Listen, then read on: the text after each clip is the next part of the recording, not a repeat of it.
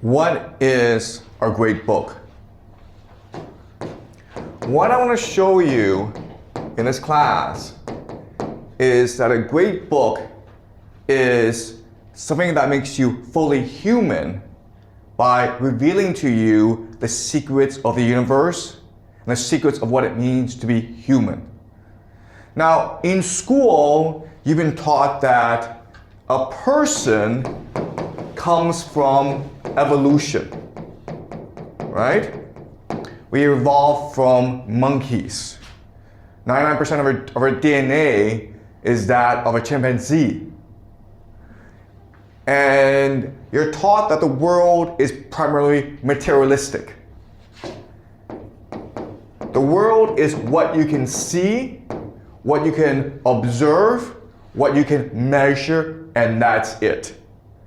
And this is the great lie, the great deception that we teach you in school.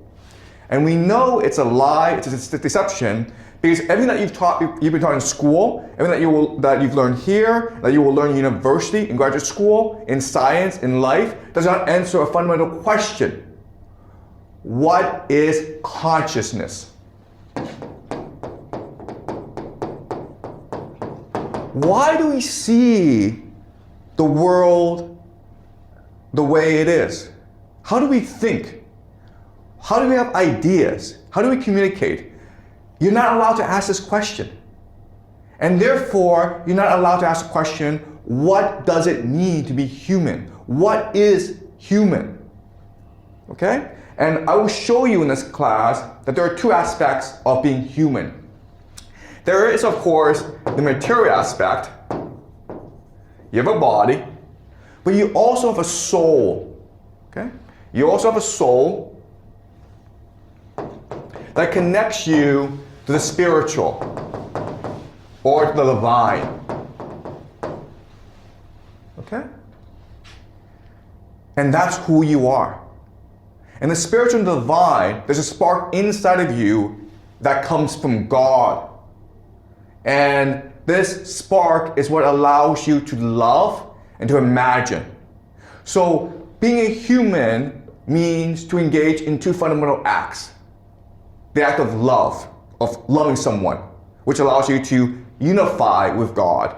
And the act of imagination, to expand your consciousness, which allows you to be God itself. Okay?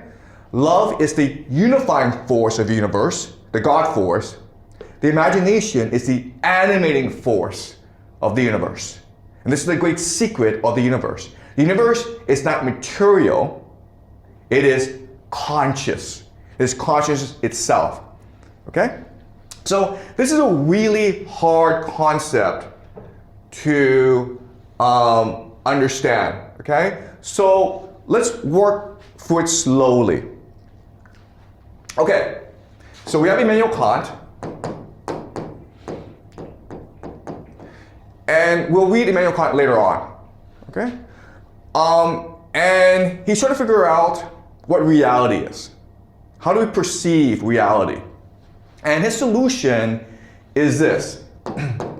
He believes that the world is divided into reality itself, called the noumena.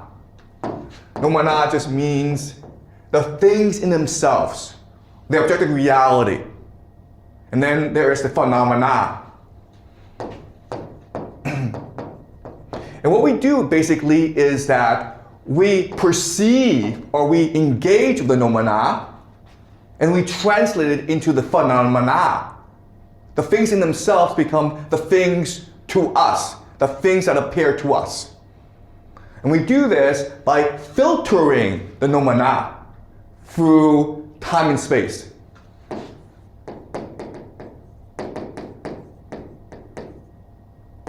So our brains are constructed in a way that allows us to perceive the spiritual and turn it into material.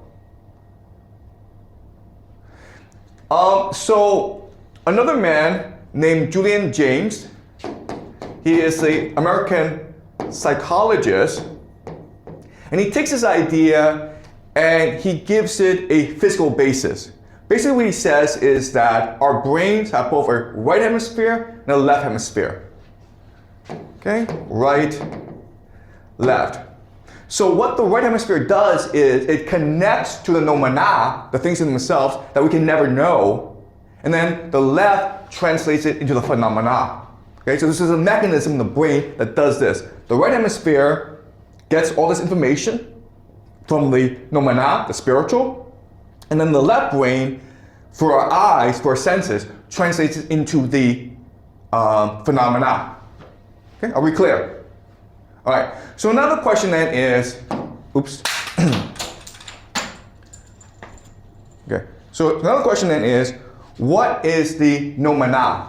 Okay, and this is a question that mystics, monks have been struggling with for all of human history. Okay, and so we can never describe the noumena because it is beyond space and time. It's beyond our capacity to describe it. So I can only explain to you metaphorically, okay? What the noumena really is